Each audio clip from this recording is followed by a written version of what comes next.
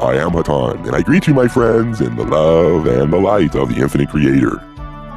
May we say to you, my friends, that it is a great privilege to be with you this evening, for we speak now to those who do not need to hear our words.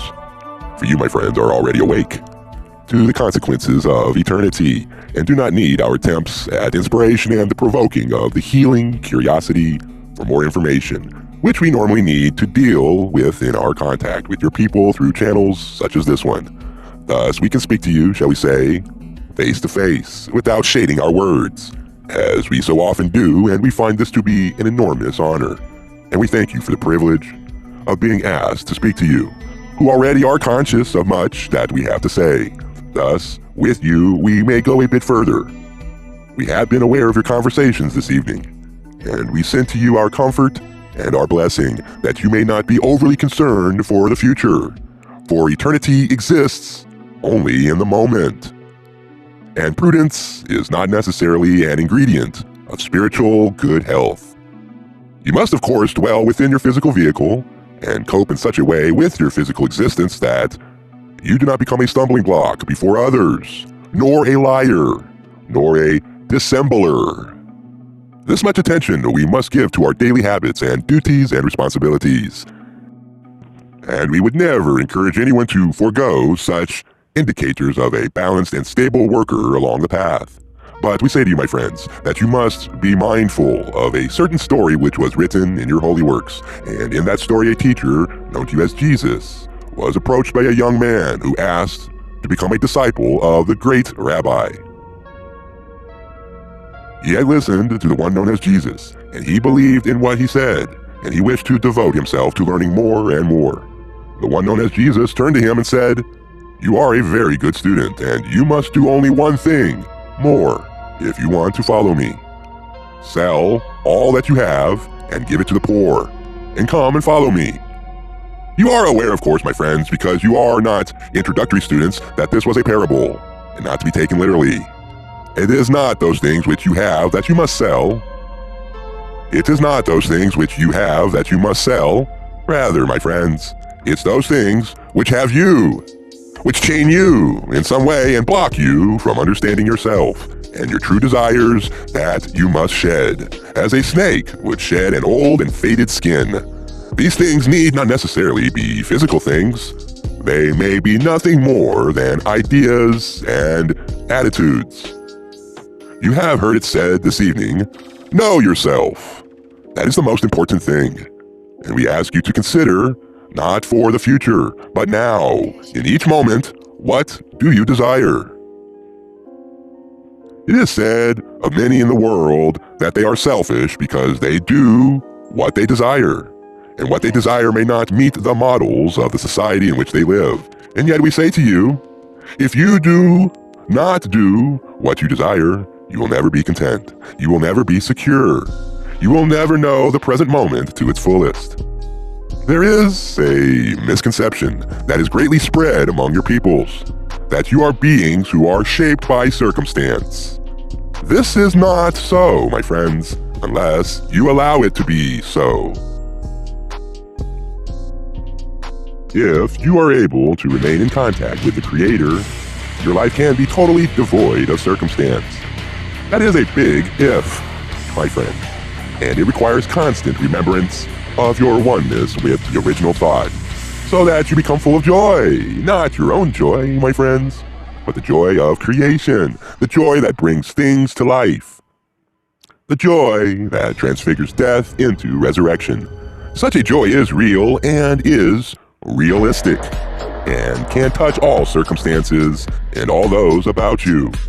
If you can maintain to any degree this contact with the Creator, working through your higher self, will find its own way to allow you to become aware of what is right for you. You will not know ahead of time. You may not know an instant before. It will not be an intellectual process. It will occur, and there will be an inner conviction, and with that conviction, a peace. We realize, my friends, that you are sad because your clan has not been able to work at full efficiency during your incarnation so far. If you could only see the number of people that you have touched in your work, in your daily contact, in your friendships, you would know that you have not deviated nor forgotten that love which you came to bespeak to the multitudes. It is possible, and indeed we feel very probable, that the time for drama is soon over, for your peoples would not accept it, and thus you could not do it. There were those who would not have helped you, but they could not, for they were not ready to pick up the responsibility of the knowledge that they held. Their inability was due to a simple human failing, and that is what we spoke of earlier. And one could sum it up in the word greed. There was something, an ego problem, a personality problem, a favorite activity, something as small as that which eliminated them from the life of constant service. But you must remember that the space-time continuum is forever flexible and forever changeable, and in your local world, each moment is discrete and separate, thus giving you a nearly infinite number of chances to be a perfect service to the Creator.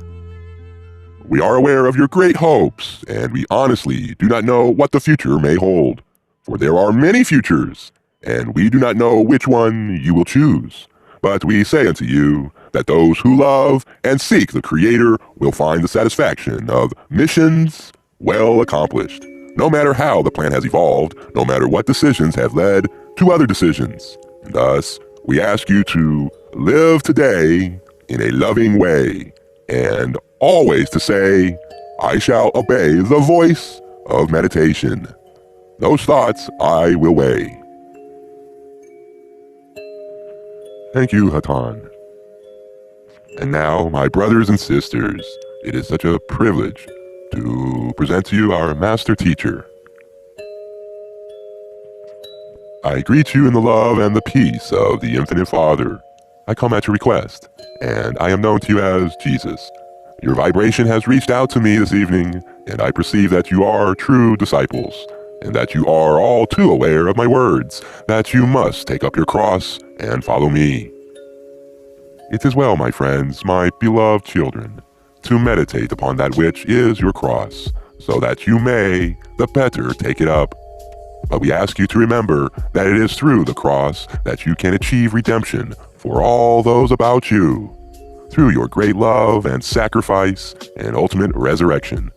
What I wish to say to you now is that you will be aware more and more as you grow towards the consciousness, which you choose to call Christ consciousness, of the endless wonder of existence in the creation of the Father. To live, my friends, in a constellation of beings who are individual, unique, and miraculous, to have, through grace and the Holy Spirit that dwells among you, all power for good and for love. Think you that you are unworthy of wonder and joy? Shed your unworthiness. You do not need it, and it does not need you. Enter then into the kingdom which awaits you. A kingdom that is here, my friends, in this illusion, on this plane of existence. Enter into the kingdom of those who have washed in the waters of healing. Know that which is your cross, and love and accept that which is your cross. It may not seem so to the world, but it is your soul that is of significance, and it is your soul that must be healed and washed, and once clean, you shall be called holy, and you shall be called chosen. Not by others, and not by yourself, but by the impersonal and loving judgment of light. For your souls are the stuff of light. Thus, heal your souls by constantly standing in the consciousness of love, and wash with that love until you are clean. Let this be private and secret, and speak to no man, for the world will not understand that which you do in the name of the Creator. But that which is within will come out, and thus you will become an instrument for love. What love I have in me is yours, my brothers and sisters. You are my beloved brethren, and you are next to my heart, as are all conscious beings. Know that you can and you will be healed of whatever keeps your soul in bondage. And seek always that holy ground which lies beneath your feet, wherever you stand. I am with you in prayer. I am by your side in meditation. My love goes with you. My peace I give to you. I am known to you as Jesus. My peace to you, my friends.